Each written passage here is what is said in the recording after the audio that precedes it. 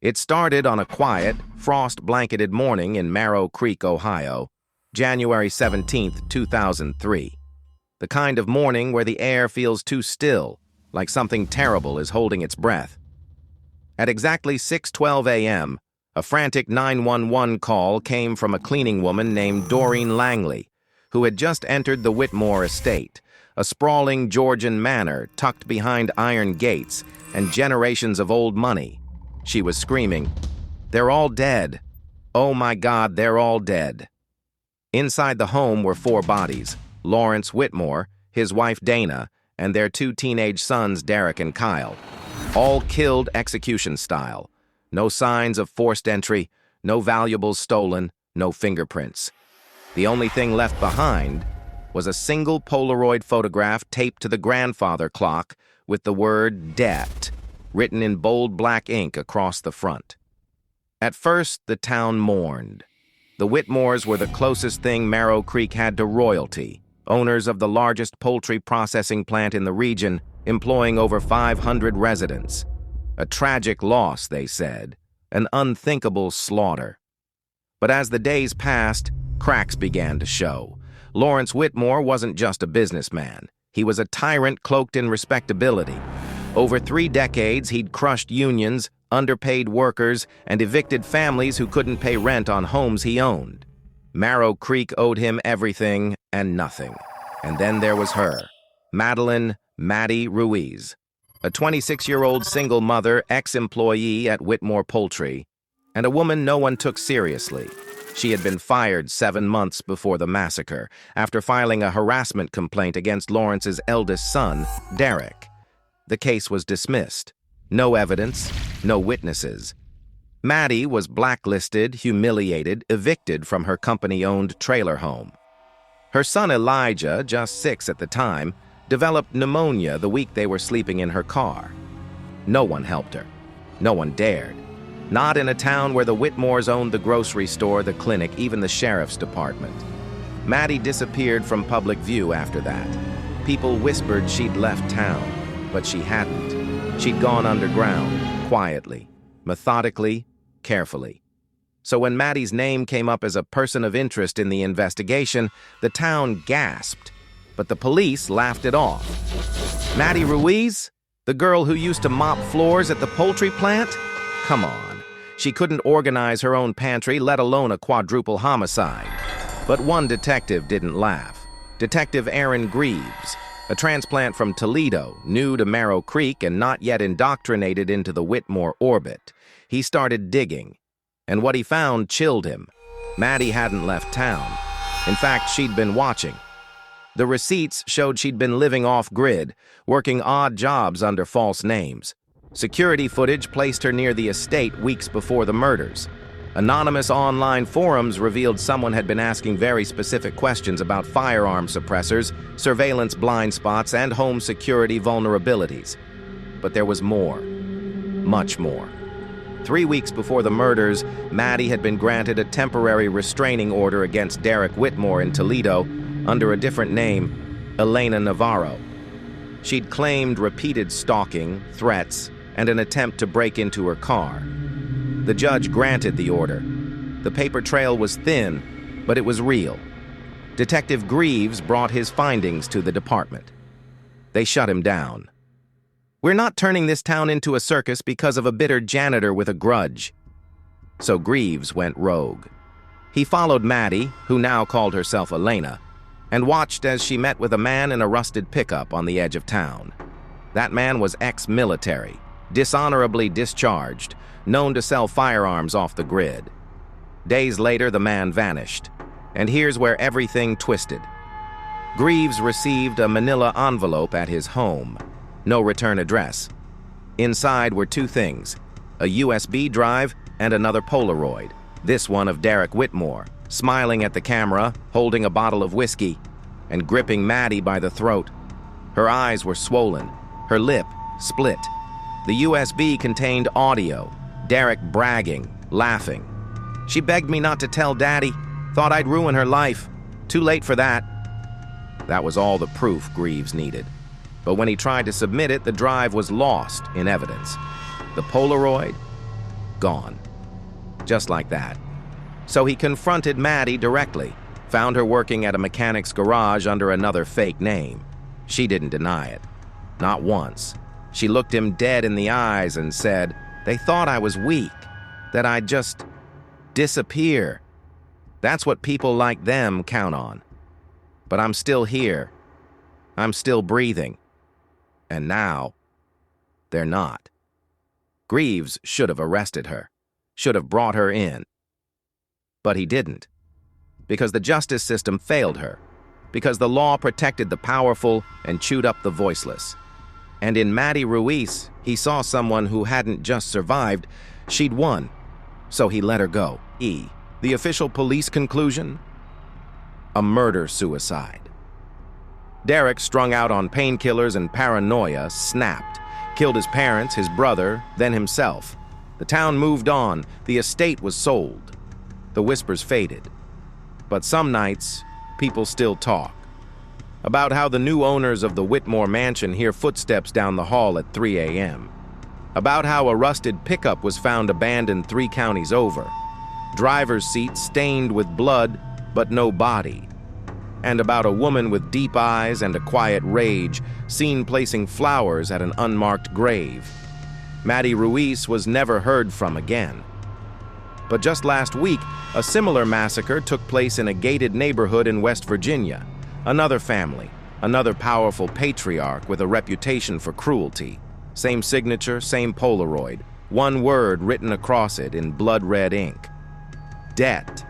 So now the question is, was Maddie acting alone, or has she started something bigger? A movement? A reckoning? And if so, who's next? 4 months after the Whitmore family massacre, the town of Marrow Creek was just starting to forget. The headlines faded. The estate was sold to an out-of-state investor. The poultry plant reopened under new management. And Maddie Ruiz, she vanished.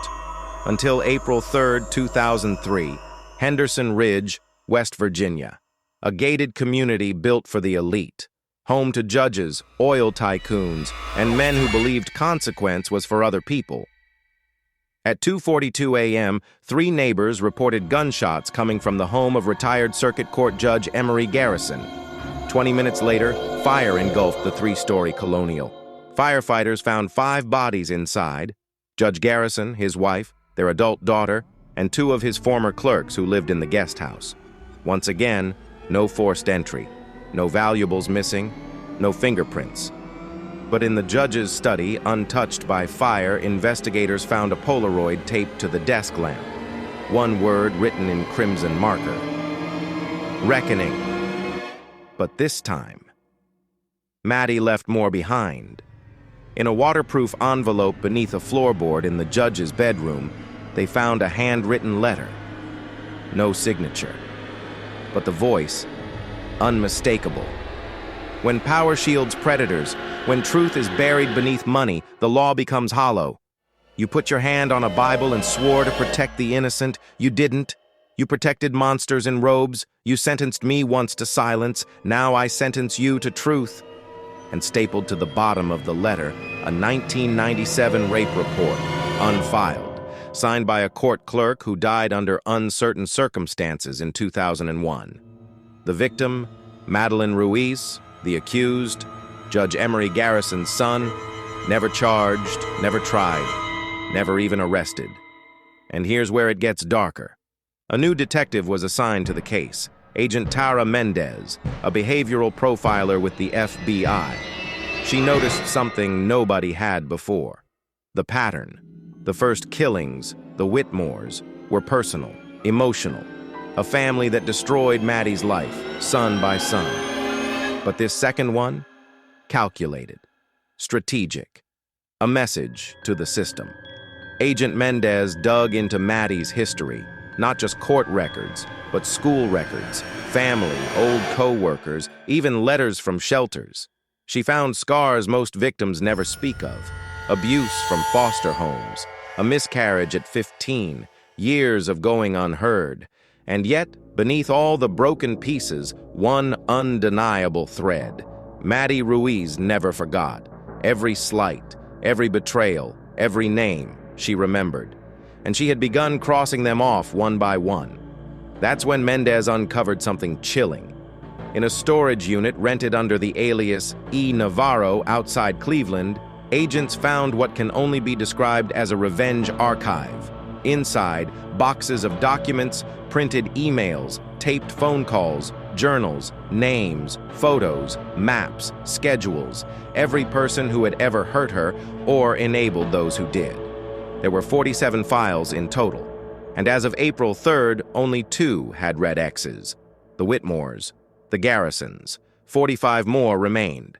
But there was one file missing from the storage unit, a thin manila folder labeled Case 0. Detectives traced the missing folder to someone else entirely, someone Maddie hadn't met in years. Her high school friend, now a social worker named Joy Kim, had once housed her for 2 nights in 1998 after Maddie was attacked behind a grocery store. Joy later told the FBI that Maddie cried silently the entire first night, never said what had happened, only whispered one sentence before falling asleep. "One day, I'll make them hear me." But here's the twist. Joy never forgot Maddie. And when agents found her, she handed them something she'd been holding on to for 5 years, a cassette tape mailed anonymously in 2001. She never played it, said she was too afraid, until now. And what's on that tape changes everything. It's a recorded confession from Lawrence Whitmore, muffled, angry, panicked. He's speaking to someone, likely Candace Whitmore, and what he says rewrites the case completely. "I told Garrison we'd keep it quiet, pay the girl off, make it go away. Now she's stirring it up again. If she keeps digging, she'll find the tapes. You know what that means. If the others find out we covered for Derek and Emery's boy, it's not just our money gone, it's our necks." Tape ends. So now the question isn't just who Maddie is targeting, it's how deep the cover-up goes, because it's not just one town, it's not just one family, it's a network of judges, CEOS lawyers, politicians, each one with ties to the 1997 case, each one who looked the other way when a 17-year-old girl was left to pick up her broken body in silence. And they all thought she'd fade. They all thought she'd die forgotten. But now, they're the ones vanishing. So far, no confirmed sightings of Maddie Ruiz. Interpol issued a red notice 2 weeks ago. The FBI labeled her a domestic threat. Social media's calling her a vigilante. Others are calling her a terrorist. But to many victims watching from the shadows, she's become a legend. And just this morning, a new Polaroid surfaced on a crime blog. Not mailed, not posted, left on the windshield of a prosecutor's car in Baton Rouge. No blood, no ink, just 3 words written in neat, perfect handwriting. "You are next." The prosecutor, Frank Denner, retired, but once oversaw Maddie Ruiz's original rape case. It was never filed, and now he's disappeared. No phone signal, no bank activity. House, empty, dog, fed, alarm system disabled, and this time, no bodies. Just silence. And in that silence, one terrifying question. Is Maddie still working alone? Because a second figure was seen near Denner's home. A woman, late 20s, blonde wig, drove a dark gray SUV with stolen plates from Kentucky. Not Maddie. Someone new. So maybe this isn't just about revenge anymore. Maybe Maddie Ruiz started something bigger. A network, a movement, a reckoning. And if that's true, then the story isn't just continuing, it's escalating. By the time federal agents found the third house, it was already too late. June 19, 2003, Cedar Pines, Missouri. A remote farmhouse off State Road 11, property owned by Vincent Roth, a retired defense contractor and one-time board member of Whitmore Industries. At 4:03 a.m., neighbors reported an explosion. The fire consumed the home in under 20 minutes. Investigators recovered only one body, badly burned, barely identifiable, but the DNA matched. Roth had been silenced. In his safe, Protected behind a biometric lock that had been disabled by a specialized thermal drill, agents found a black notebook.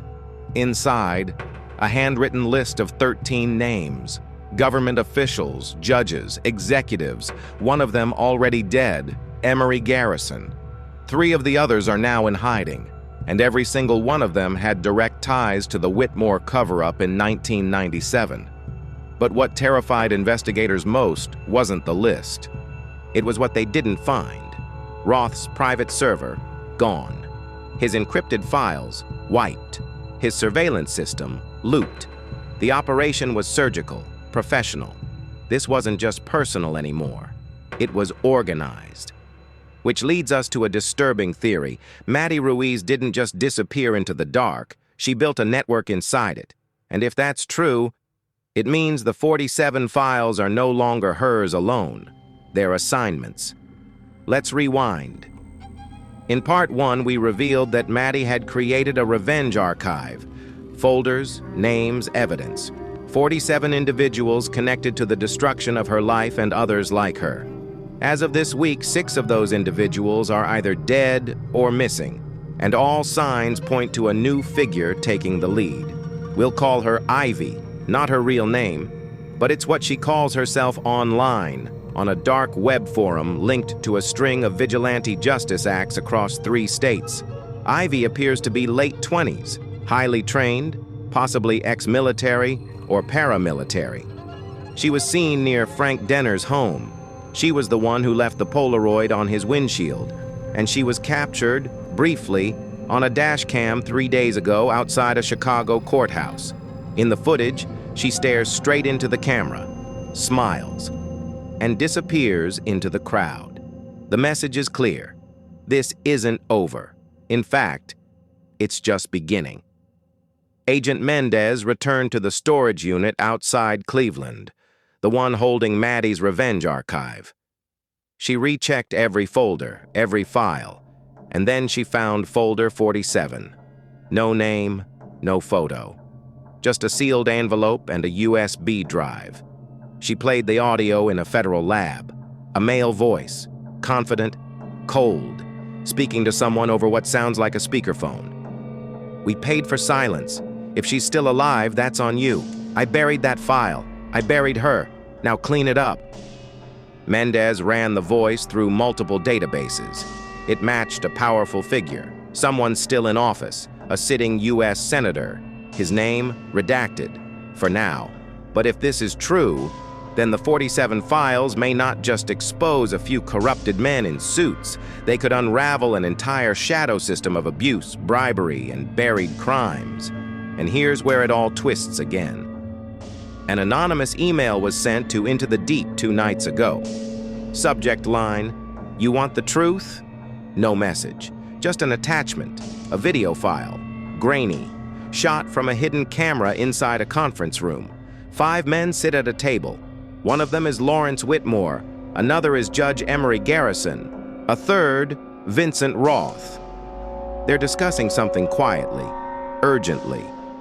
There's a young woman sitting at the far end of the table, her head down, arms crossed. It's Maddie, just 17. In the corner of the room, another man walks in. He's carrying a brown folder. He lays it on the table, says one line, "She keeps pushing this. I'm leaking the tapes." The room falls silent. That was the moment it all could have stopped, the moment someone could have saved her. Instead, they destroyed the evidence, paid off the clerks, and threatened the girl into silence. Until now. Because that video, it's time-stamped April 22nd, 1997. 6 years later, the same men are dead, burned, vanished, or in hiding. And the one person left holding their secrets is ready to burn the rest down. But here's the kicker. Just yesterday, someone leaked a redacted copy of Folder 11 to a reporter in D.C. The folder details a child trafficking ring connected to a for-profit juvenile detention center. The report includes signatures, court authorizations, wire transfers, and one chilling line in Maddie's handwriting at the bottom of the final page. "He said I was too small to fight. I said, then I'll make the world smaller. So here's where we are now. 6 dead, 41 targets remaining, 2 known vigilantes, 1 ticking clock, and a country watching, helpless, as justice is delivered in the dark. But tonight, a new file leaked. Folder 27, a former congressman, now a pastor in Florida and a father of 3. His name withheld for now. But he knows who he is, and as of this morning, he's vanished too. In his pulpit, someone left a single rose and a Polaroid. One word written across it: judgment. This is no longer just the worst family massacre in Ohio's history. It's something far bigger, a reckoning that is rewriting the rules of justice. And Maddie Ruiz? She may have disappeared, but her voice is louder than ever. Because every time the system fails, every time another monster walks free, another folder is opened, and someone answers the call. July 12, 2003, Denver, Colorado. A woman walks into a public library. No ID, no traceable phone. She logs into a public terminal, stays for 13 minutes. When she leaves, the computer is wiped. But a tech-savvy librarian recovers fragments from the cache. The FBI is called in. Why? Because on that terminal, she uploaded something never meant to be seen. A file titled The Watcher Manifesto. It's not written by Maddie Ruiz. It's written by someone else. Someone calling themselves Watcher Zero. And it starts like this. You think you're seeing the whole story. You're not. Ruiz is the spark. But this fire has been burning for years. For agents tracking Maddie Ruiz, it's a revelation. Until now, they believed she acted alone, or with a few trusted allies. But Watcher Zero's manifesto outlines something larger, a decentralized network. Dozens of individuals trained in infiltration, data theft, blackmail, and assassination, each with their own reason to burn the system down. They don't just believe justice is broken. They believe justice is the lie. And Maddie? She's not their leader. She's their martyr. Let's rewind.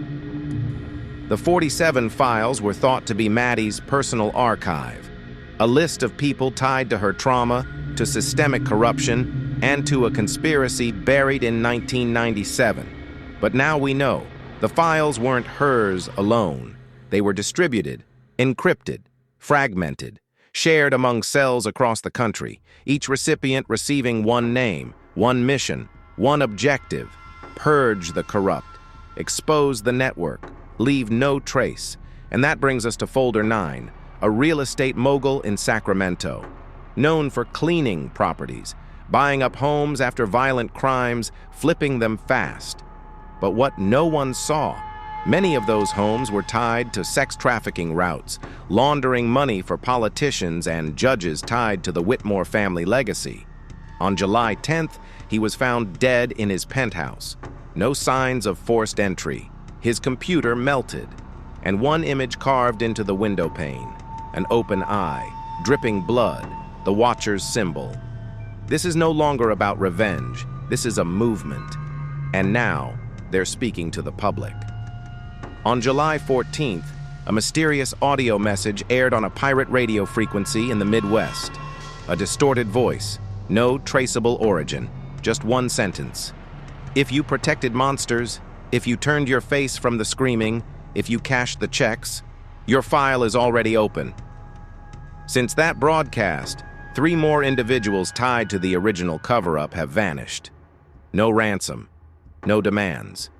Only one clue left behind at each scene, a page torn from a 1997 school yearbook. The same year Maddie Ruiz disappeared from public school records. Same year her case was buried.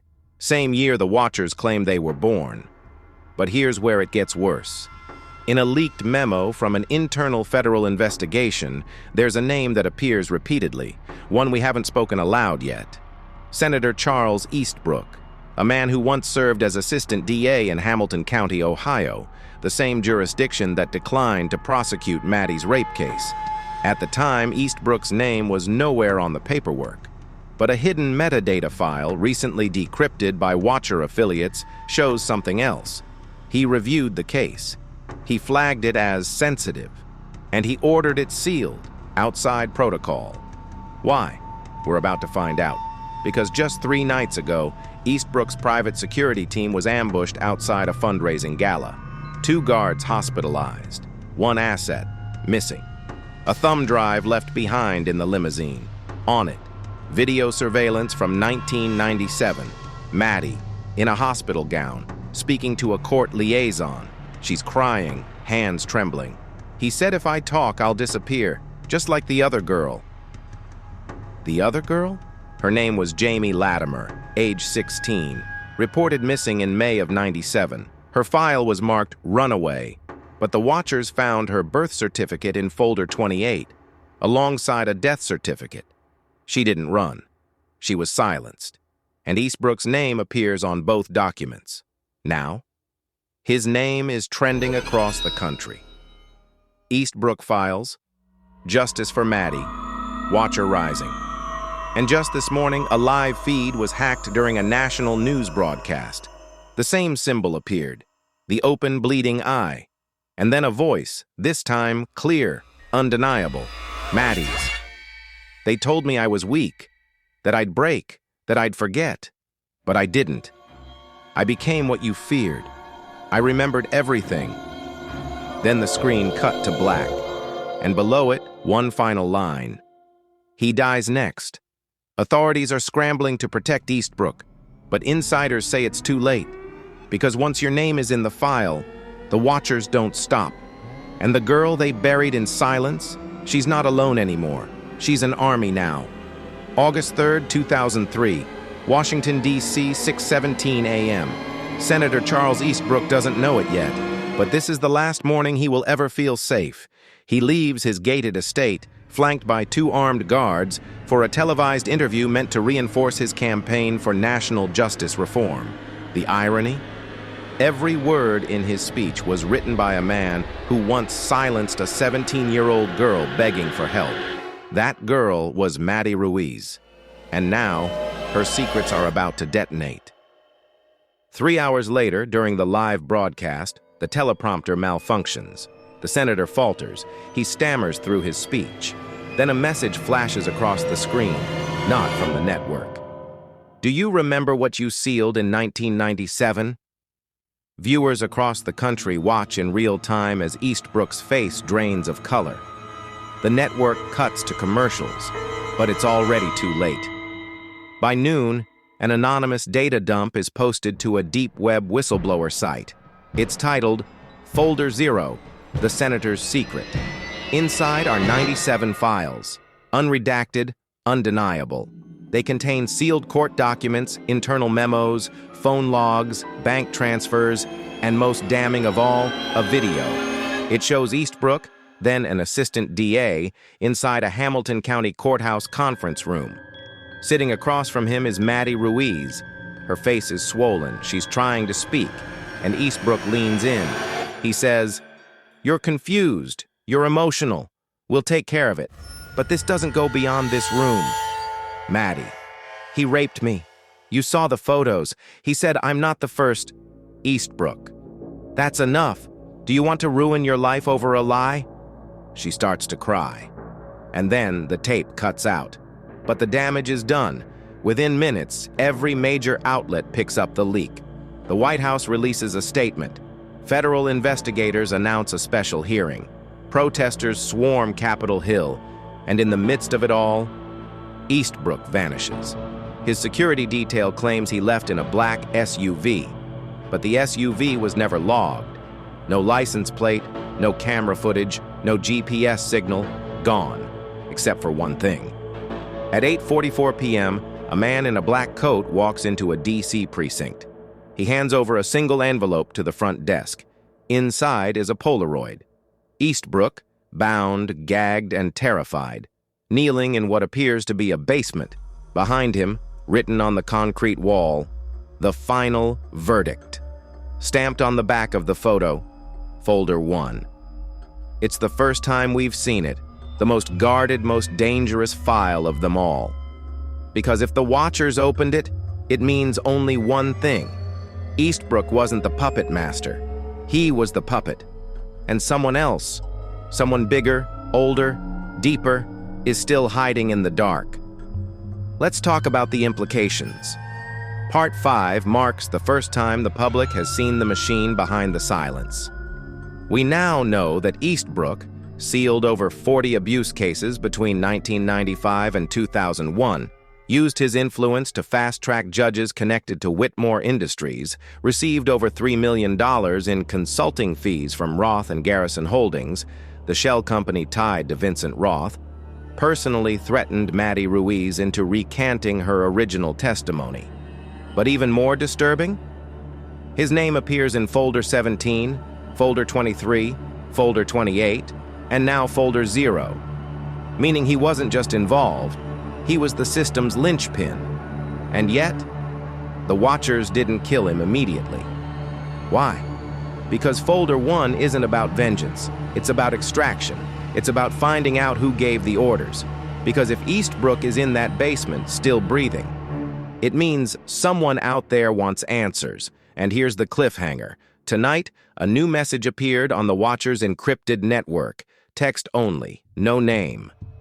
The senator will confess, on camera, in 48 hours, and then we open Folder 1, which leaves us asking, what's in that final folder? Who does it name? And what if everything so far, Maddie, the Watchers, even Eastbrook, was only scratching the surface? Because if Folder 1 is what we think it is, then the worst massacre in Ohio wasn't just a tragedy, it was a warning, and we ignored it. August 5th, 2003, 10:01 p.m. It begins with a live stream. No platform claims it, no server traces it. But within minutes, over 1.4 million people are watching. The screen is black until a single light flickers on. And there he is, Senator Charles Eastbrook, bruised, broken, terrified. He's shackled to a steel chair in what looks like a concrete room. Exposed pipes overhead, damp walls, no windows, no sound but his breathing. And then, a voice, distorted, male, calm. Tell them what you did.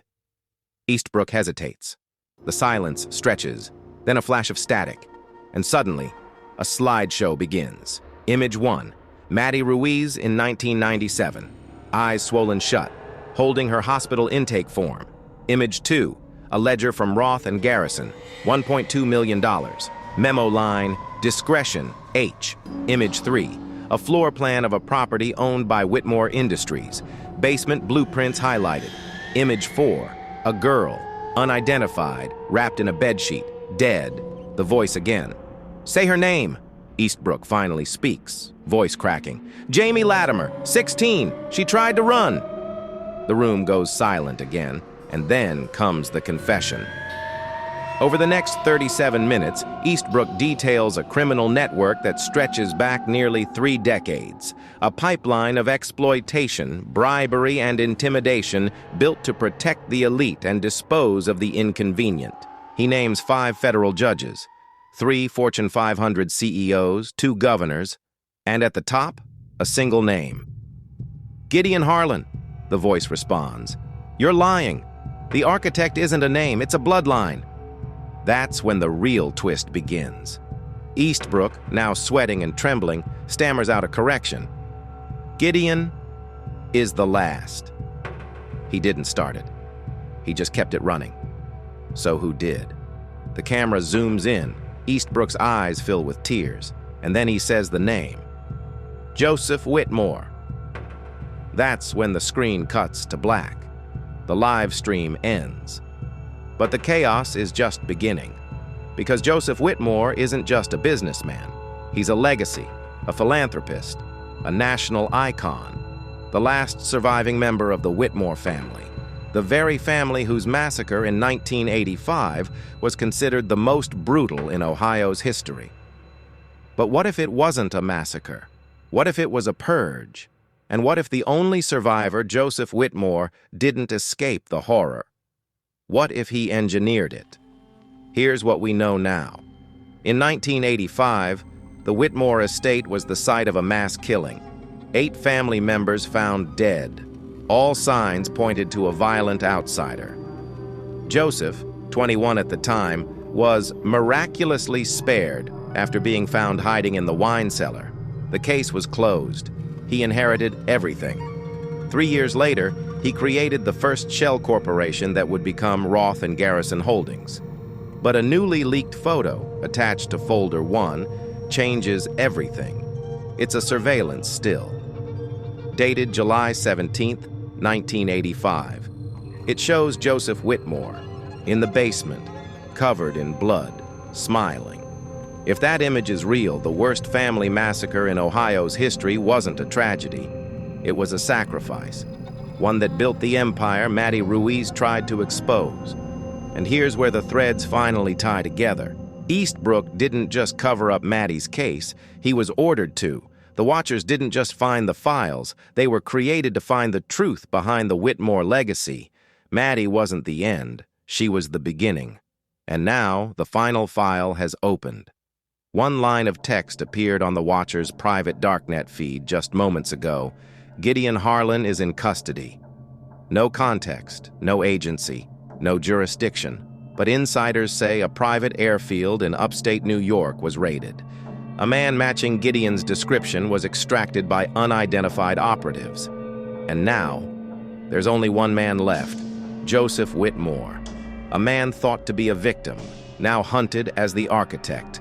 And just 1 hour ago, a body was found outside Whitmore's Manhattan townhouse, throat slashed, eyes gouged out, a single note pinned to the chest. "This is your mirror," which leaves one question. Who's next? And is this justice, or just the first wave? What are your thoughts on the Watchers movement and the concept of justice it presents? Do you believe their actions are justified, or do they cross a line that should not be crossed? How do we balance the need for accountability with the preservation of the rule of law?